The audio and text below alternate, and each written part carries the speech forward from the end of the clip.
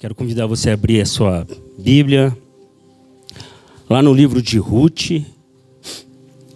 Ruth, capítulo de número 4.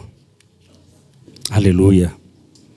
Ruth fica ali no Velho Testamento, logo após Juízes, já vem Ruth. Ruth, capítulo de número 4. Aleluia. Enquanto isso, você vai procurando, você pode ir glorificando a Deus, pode ir exaltando aquele que é poderoso, aquele que é o autor e consumidor de todas as coisas. Aleluia. Louvado seja o teu nome, Senhor. Amém.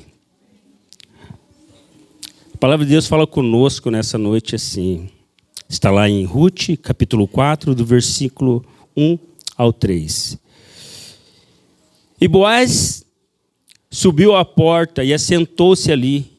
E eis que o remidor de que Boaz tinha falado ia passando e disse-lhe: Ô fulano, desvia-te para cá e assenta-te aqui. E desviou-se para ali e assentou-se. Então tomou 10 homens dos anciões da cidade e disse: sentai-vos aqui. E assentaram. Então disse ao remidor: aquela parte da terra que foi de Elimeleque,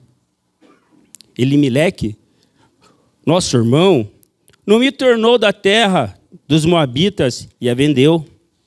Vai lá no versículo de número 6 agora. Então disse ao remidor: para mim não há poderio em redimir, para que não cause dano à minha herdade. Redime tu a minha remissão, para ti que eu não possa remir. Amém?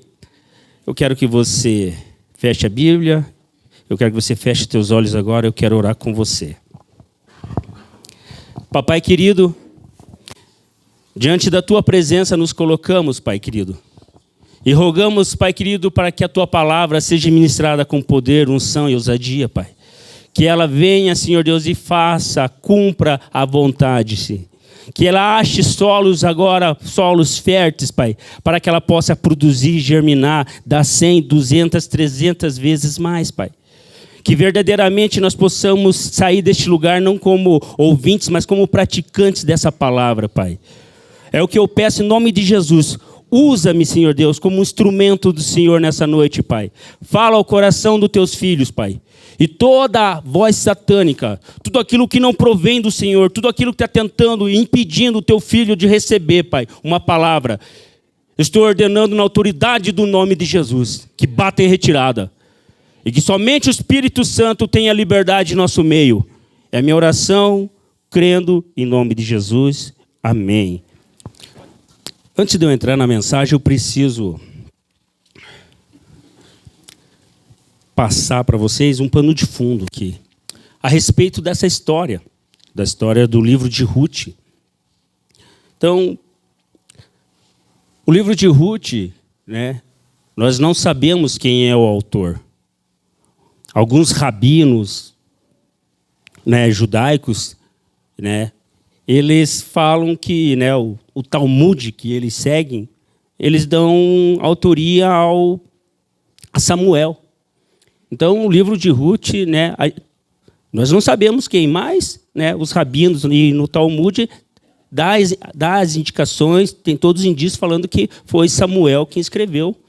E esse livro de Ruth ele é tão importante para os israelitas, para o povo judeu, que numa das festas, nas festas que o povo celebra, o povo judeu, o livro de Ruth, né, tem 5 livros que é lido, e o livro de Ruth, ele também é lido diante do povo. Então, é algo que nós precisamos entender a história. O livro de Ruth ele foi escrito no período de Juízes, né? Então, é aquele período um período bem conturbado da história do povo de Israel, porque algo que você vai perceber quando você estuda Juízes, que o povo fazia o que lhe achava correto. Você lê inteiro o livro de Juízes, você vai perceber que cada um fazia o que achava correto. Então, a história é essa, ela vem em contexto disso. Então, o livro de Ruth ele foi escrito num período, essa história de Ruth foi escrita num período onde que o povo, quando eles estavam de bem com Deus, a nação era próspera, a nação era abençoada, tudo dava certo, estavam indo bem. Mas quando eles se afastavam de Deus, Deus permitia, quando eles pecavam, quando eles se afastavam de Deus, Deus permitia que os seus opressores viessem e começassem a perseguir, ou permitia que o tempo, a escassez, a seca, a fome começasse a assolar o povo de Israel. E dentro disso, aqui nós começamos a estudar, a ver a história de Ruth, que na verdade é a história de Noemi. Uma mulher que era casada com Elimeleque, um homem que estava em Belém de Judá. E por causa da crise, da fome que começou a assolar, ele pegou, vendeu a sua propriedade e foi peregrinar pelas terras de Moabe, pelos campos de Moabe. Isso você vai perceber ali já no início já do capítulo 1 de Ruth. Fala assim: sucedeu que naqueles dias em que os juízes julgavam, houve uma grande fome na terra. Pelo que um homem de Belém de Judá saiu a peregrinar nos campos de Moabe, ele e a sua mulher e os seus 2 filhos. E era o nome desse homem Elimeleque. Então ele estava, numa condição, provavelmente o povo estava em rebeldia. Provavelmente o povo de Israel estava numa condição de pecado, porque começou a pesar a mão de Deus sobre a nação de Israel e começou a ter fome. E Elimeleque pegou, vendeu as terras dele, pegou a família dele e foi peregrinar, saiu. Chegou e viu os campos de Moabe e falou: não, vou situar aqui, vou ficar aqui. E ali ele ficou com a sua esposa e com seus 2 filhos, nos campos de Moabe. E ali ele morreu. Elimeleque morreu e deixou a sua esposa e os seus 2 filhos, Malom e Quilion. Deixou os 2, deixou a mulher viúva, e ela ficou com os 2 filhos lá. Esses 2 filhos pegaram e casaram daí com 2 mulheres moabitas, Ruth e Orfa. E ali casaram, passaram-se 10 anos, Os 2 morreram. Morreu os 2 meninos, filho de Noemi. Então, Noemi olhou aquela condição, ela viúva. Quando ela estava viúva, ela tinha os seus filhos como mantenedores dela. Eram os que iam cuidar dela. Mas agora ela olhou a situação dela assim e percebeu que agora ela tinha perdido o marido, perdeu os 2 filhos, estava com 2 noras e estava numa terra estranha. Então ela olhou para ela, viu a condição dela e chegou aos ouvidos dela que Deus tinha olhado para o seu povo e tinha abençoado o povo com pão. Então chegou as notícias lá em Moabe que Deus estava começando a abençoar Belém. Então, Noemi chegou para suas noras e falou assim: o negócio é o seguinte, eu vou voltar para a minha terra, eu vou voltar para Judá. Só que vocês não têm mais compromisso comigo, porque eu não tenho como dar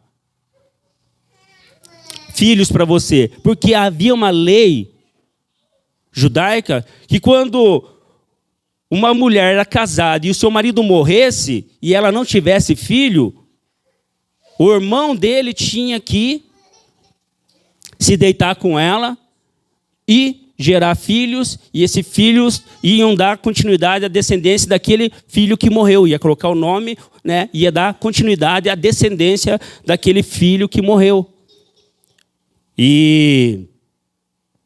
Só que Noemi olhou para ela e falou: não tem como, eu não tenho mais filhos.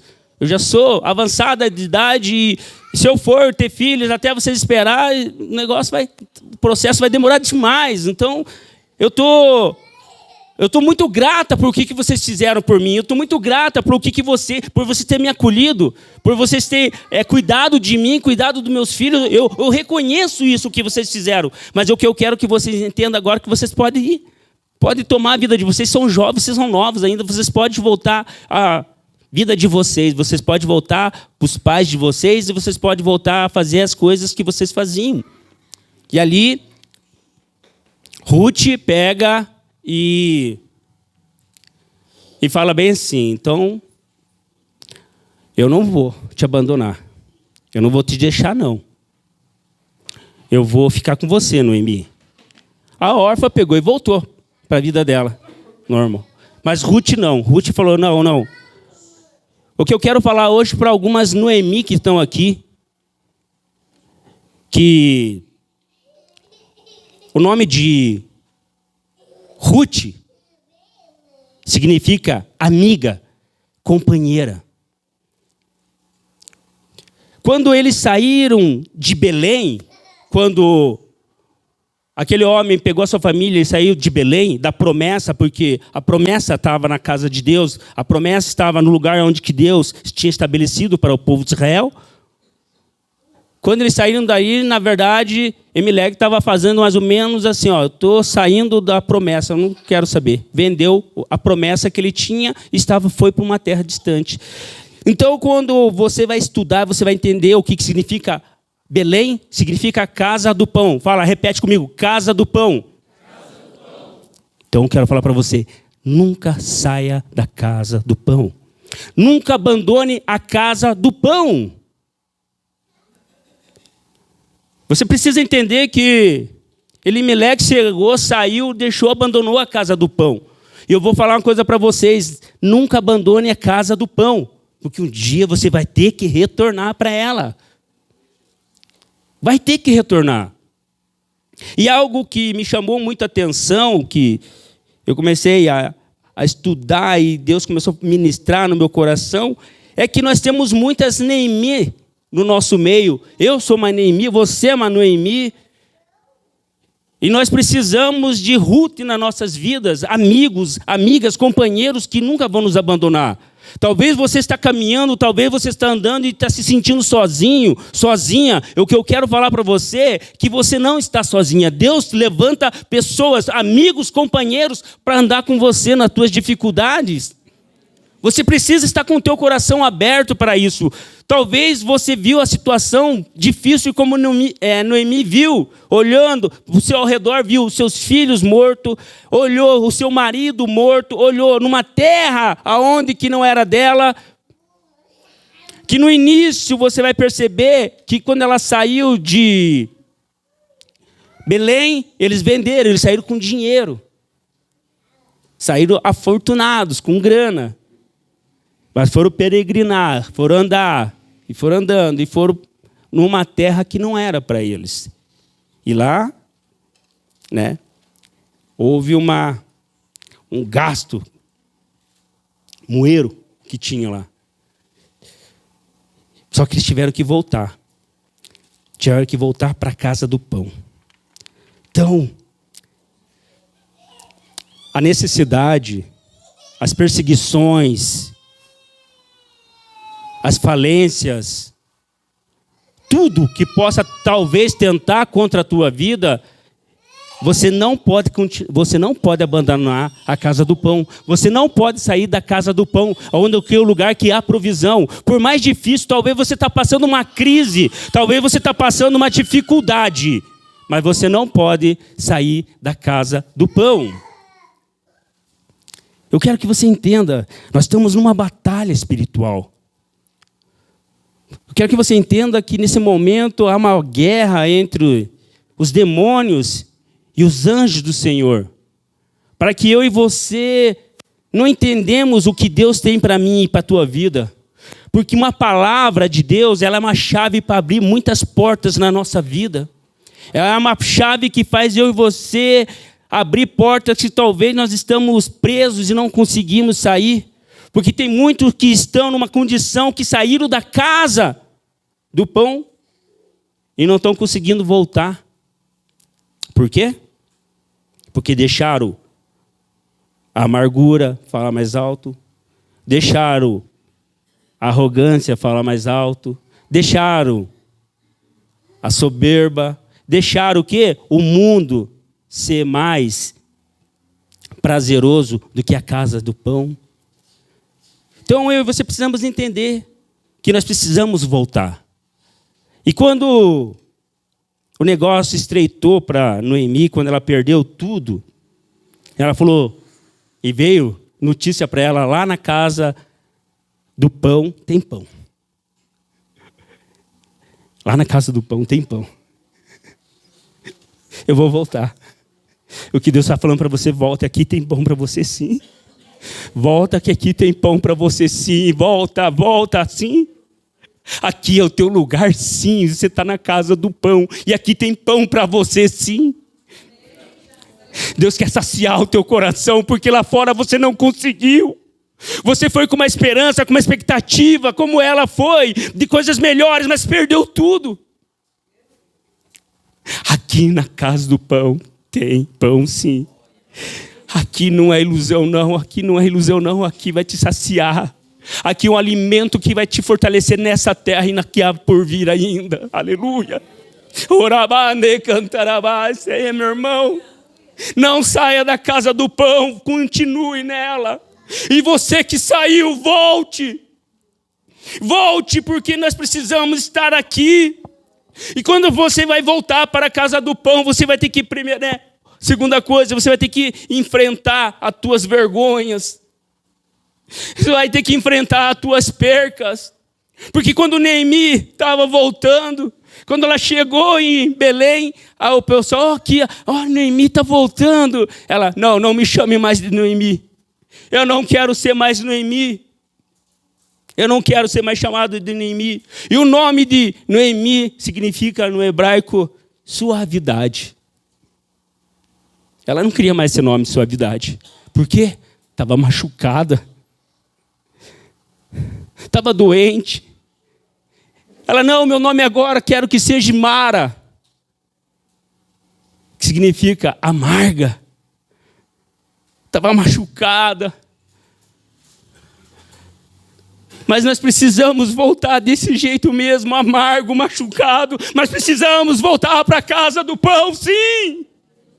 Não interessa como que você está, se está doendo ou não, mas volta para a casa do pão. Volta sim, porque Deus quer tratar nesse teu machucado. Deus quer tratar nessa ferida assim, nessa perca assim. Meu irmão, imagina essa mulher. E o nome ele tinha muito a ver com o estado da pessoa, com a personalidade da pessoa.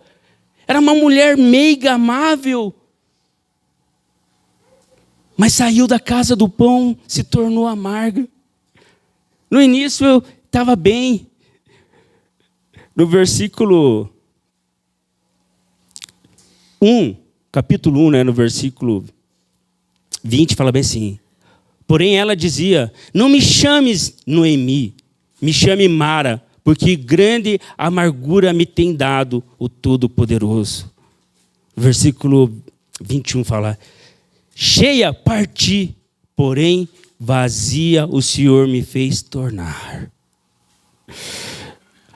Há uma comparação também que as pessoas fazem, os judeus, a respeito dessa história, com o filho pródigo.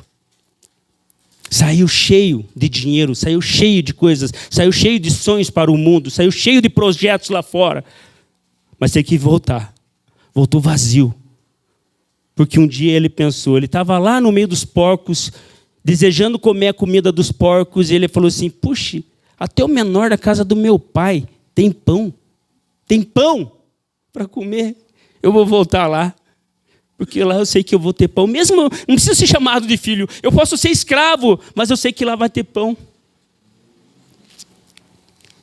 Noemi saiu cheia, estavam bem abastados, mas as circunstâncias fizeram ela olhar novamente e voltar. Voltou vazia, amarga, doído, mas ela voltou onde tinha pão. Não se afaste da casa do pão. Não se afaste. Talvez você está vivendo um período agora de prosperidade. Talvez você está vivendo um período agora de fartura. Talvez você está achando, não, eu estou muito na igreja, eu estou muito na casa do pão, eu estou muito servindo. Não, eu preciso descansar, eu preciso tomar outros ares. Não dá, não. Não faça isso, meu irmão, não faça isso, porque senão você vai ter que voltar para a casa do pão quebrado. Continue em abundância, continue em graça diante de Deus, mas na casa do pão. Então você precisa entender que Noemi veio amarga, veio triste, não queria papo, eu não quero papo com ninguém, mas Deus muda nossas histórias. Deus faz coisas maravilhosas que eu e você precisamos entender que é para a glória dele.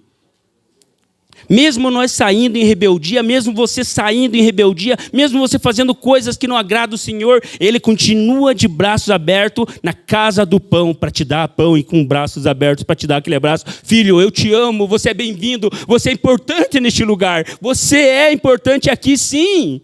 As circunstâncias, os prazeres do mundo te iludir. Não permita que as coisas do mundo queiram tirar o teu sonho, os teus projetos, porque lá fora é uma ilusão, meu irmão. Lá fora as coisas são ilusórias, uma hora acaba, uma hora cai, uma hora a beleza vai, uma hora o dinheiro vai, uma hora a saúde vai. Agora, quando você está na casa do pão, meu irmão, você tem quem se refugiar sempre. Você tem quem sempre segurar as mãos e estar assim, obrigado, meu Senhor. Então, terceiro ponto, nós temos um resgatador. Eu e você temos um resgatador. Eu e você temos alguém que nos ama. Nós temos alguém que deu a vida por mim e por você.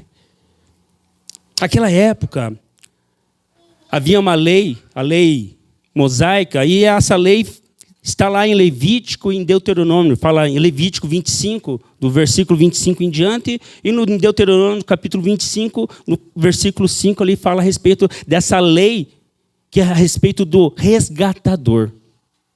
E essa lei do resgatador era para aquelas pessoas que por alguma situação, entrar numa condição de pobreza.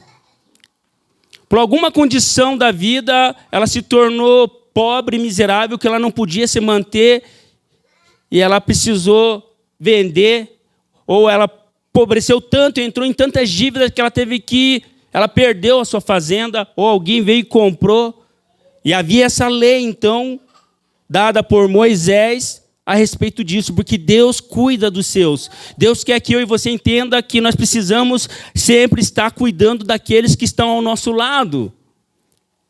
E Deus falou ao povo de Israel assim, então, se quando alguém cair numa condição de pobreza, miséria, e estiver sendo escravo de alguém, de um estrangeiro, o resgatador é obrigado a ir lá fazer o resgate dessa família. Assim também como na questão de filhos. Se aquela mulher, como eu expliquei, não ter filho, é obrigação do resgatador gerar filhos para aquela mulher. Começando primeiro com o irmão. Se perder os irmãos, vai para o tio. Se não tem o tio, vai para os filhos do tio. O primeiro, o segundo, vai ter que ter um resgatador de sangue para fazer esse resgate.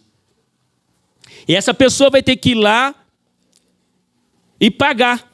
Falar, eu sou resgatador, o que tem melhor condição financeira vai lá, eu sou resgatador e vim resgatar. Porque Deus não queria nenhum dos seus filhos escravos de ninguém. E quando o resgatador pegava essa pessoa, resgatava esse homem ou essa mulher, essa família dessa condição de miséria, ele trazia para sua casa e essa pessoa ficava como escrava, mas uma escrava diferente. Ela ficava trabalhando para ele, uma parte do dinheiro dela era guardado para ela e outra ela ia pagando. E o dinheiro que ela ia dando lucro para o seu patrão ia sendo abonado, até o ponto de ela pagar a sua dívida. Ou ela chegava e falava assim, ó, não, eu não quero sair dessa condição, eu quero continuar escravo aqui do meu senhor, porque ele não me tratou como escravo, ele me tratou como um irmão. Então, tinha senhores que tratavam, né, o libertador daquela pessoa tratava ela como da família mesmo, assim, não usava ela como escravo. Então, ela não queria ir embora, ficava junto. Está entendendo? Então, essa lei era dada para eles, e eles precisavam entender que o resgatador aqui era Boaz. Noemi entrou numa terra, voltou lá de Moabe, a sua nora Ruth falou, eu vou buscar alimento para nós, eu vou trabalhar para nós, eu vou trazer comida para nós. E Ruth foi para o campo, foi trabalhar num campo, e por coincidência ela foi trabalhar no campo de Boaz, que era o parente próximo de Noemi. E eu quero falar para você que não existe coincidência, não. Existe Jesuscidência, porque havia um plano de Deus para aquilo. Havia um plano de Deus para aquela família, para a família de Noemi. Então, Noemi, né, Ruth trabalhando lá, foi catando os negócios lá, os milho que eles deixavam a cega, eles sempre havia uma ordem para que na colheita eles sempre deixassem algumas espigas caindo no chão, ou algumas coisas caindo no chão, para que aquele pessoal que estava passando por dificuldade pudesse passar e colher aqueles alimentos para eles poderem ter comida. E Ruth estava ali trabalhando junto, e os caras olharam uma mulher formosa, bonita, trabalhando, né? E lenhando, pareio, pegando na enxada firme, forte, né? Como não regando, não tendo medo do trabalho, firme. O cara ficaram impressionados, falaram, ô Boaz, a mulher aqui ó, tá desde cedo aí, só parou para comer um boi lenhando, ó, não parou. Trabalhadora. Valor, tem valor. E Boaz, ele é um tipo de Cristo. Boaz, ele tipifica Cristo na vida de Noemi e de Ruth. Boaz tipifica Cristo na minha vida e na tua vida. Porque eu e você éramos pobres, pecadores. Nós não tínhamos condições nenhuma de pagar o que Cristo pagou naquela cruz. Eu e você, em Romanos 6, 23, fala assim, o salário do pecado é a morte. Na parte A do versículo 23. O salário do pecado é a morte. Eu e você, nós estávamos condenados uma vida eterna afastada de Deus. A morte nos separaria eternamente de Deus. O pecado estava nos separando de Deus.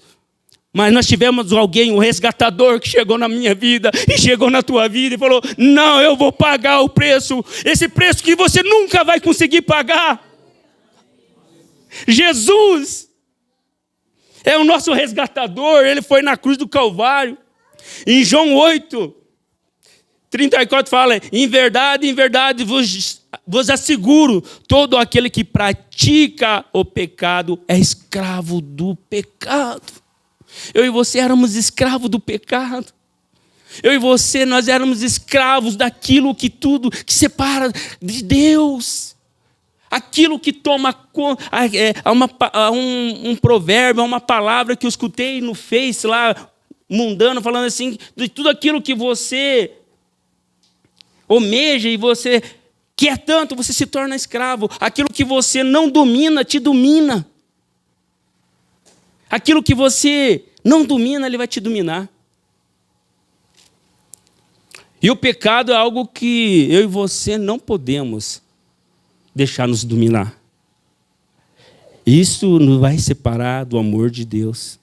Isso vai separar-nos de uma terra prometida. Porque o salário do pecado é a morte, é uma morte eterna. Mas Jesus veio para mim, veio para você, para que nós pudéssemos ter vida e vida em abundância. Então Jesus, Boaz era um tipo de Cristo aqui. Ele veio resgatar como Cristo veio resgatar a sua igreja. Como Cristo veio resgatar-nos de uma vida de pecado. E hoje eu estou falando para você que talvez está aqui numa condição, você está falando assim, mas eu estou pior do que... Misericórdia, eu sou pior. É para você que Jesus veio. É para você. Porque eu sou pior também. Eu me ponho numa condição, falo, Deus, é a tua graça, é o Senhor na minha vida, eu preciso do Senhor. Se o Senhor não me resgatar, eu vou de skate para o inferno, eu vou de jato para o inferno. Porque eu preciso do Senhor, eu preciso da tua misericórdia na minha vida. E há uma necessidade de nós confessarmos. Jesus, ele entregou, 1 Timóteo 2, 6 fala bem sim, e ele se entregou em resgate a todos que se chegam a ele. Ele se entregou em resgate a todos que se entregam a ele, à vontade dele. Então hoje é um dia de você se entregar ao teu resgatador. Hoje é o dia de você falar assim, eu não tenho condições de pagar isso mesmo, não adianta. É o Senhor que tem que mudar a minha vida, é o Senhor que tem que transformar. E aí as coisas vão começar a mudar. Quando você verdadeiramente reconhecer os teus pecados, as tuas falhas, falar, eu preciso mudar, eu quero mudar.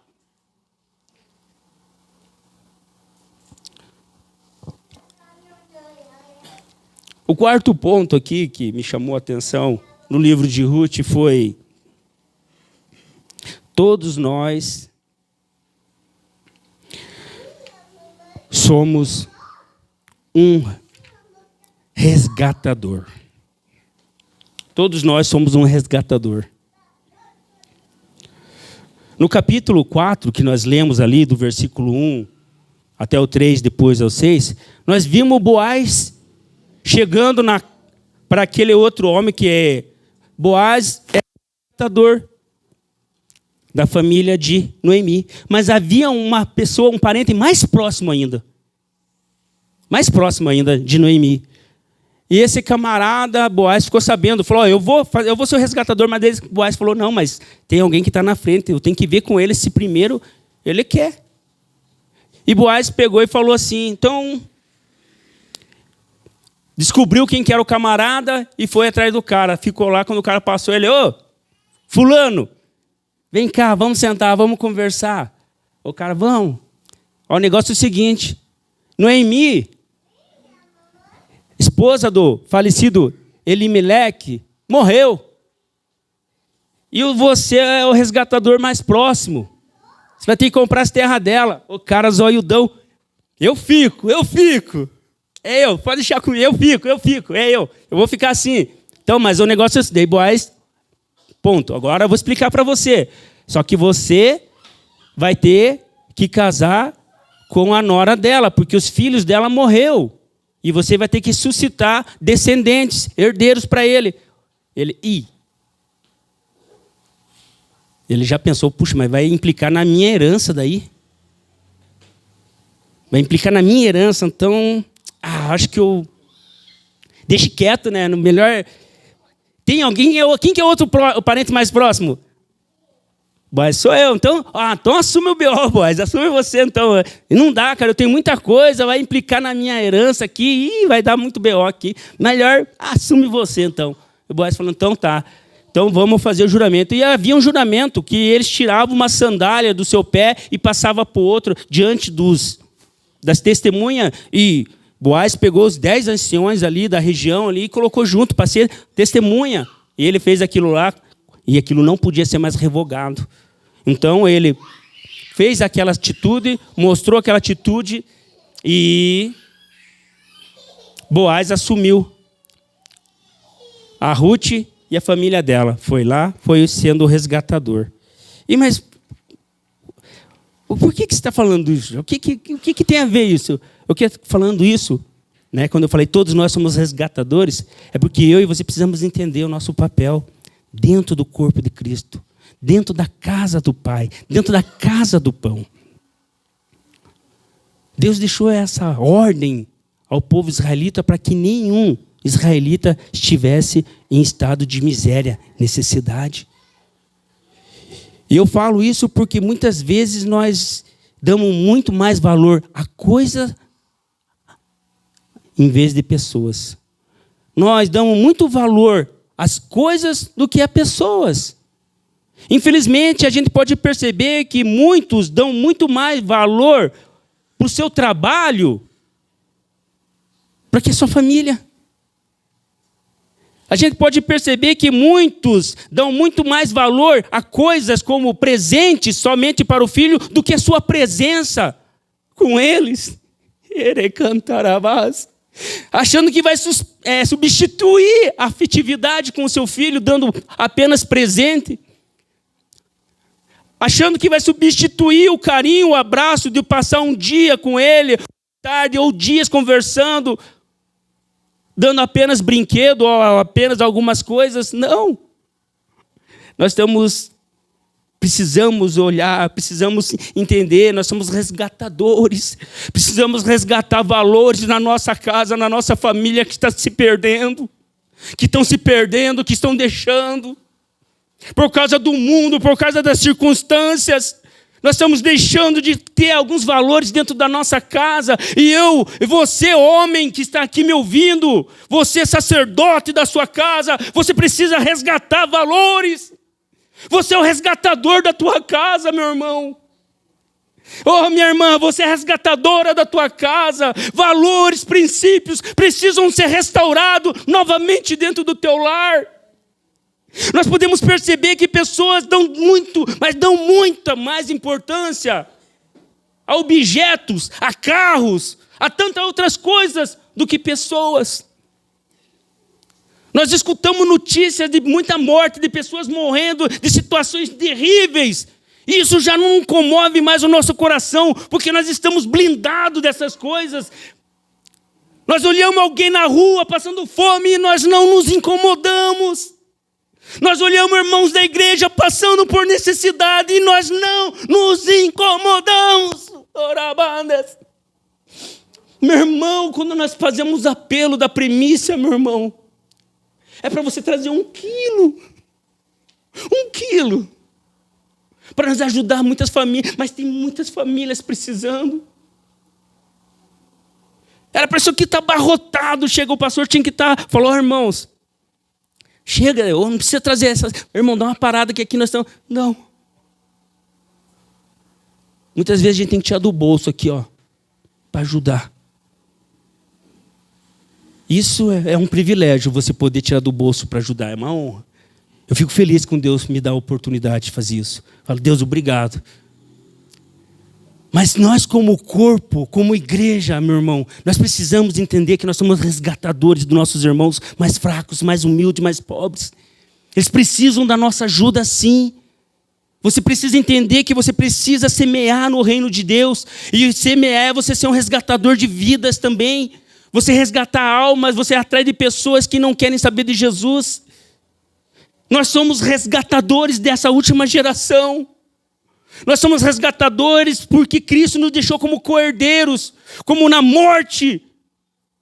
Ele morreu, nós também sepultamos o velho homem num batismo, mas como ele ressuscitou, nós também ressuscitamos uma nova criatura, transformados, mudados e cheios da virtude do Espírito Santo, aleluia.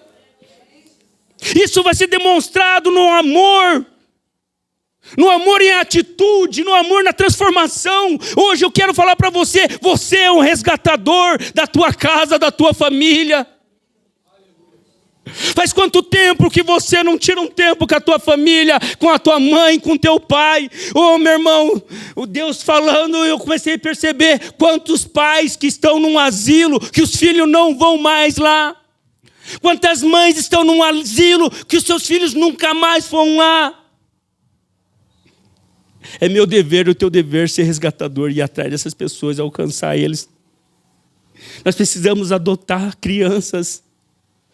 Nós precisamos adotar pessoas e levar elas a conhecer a Jesus, porque nós precisamos demonstrar o amor prático. Não posso só apenas falar que amo a Jesus, não posso apenas falar que Deus ama todo mundo, não, eu preciso ser isso, eu preciso ser esse canal na vida de alguém, eu preciso ser essa bênção na vida de alguém, meu irmão.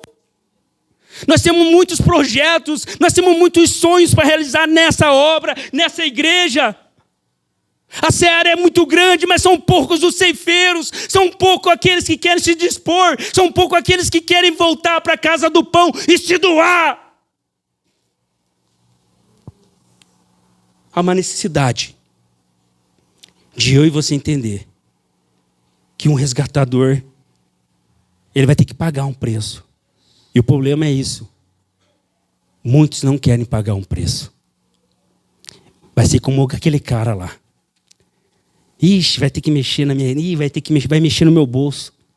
Não quero mais. Assume você. Só que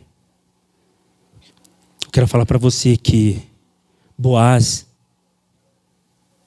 ele não apenas foi resgatador, mas ele escreveu o nome dele na história. Você não vai escutar aqui o nome, só vai falar assim.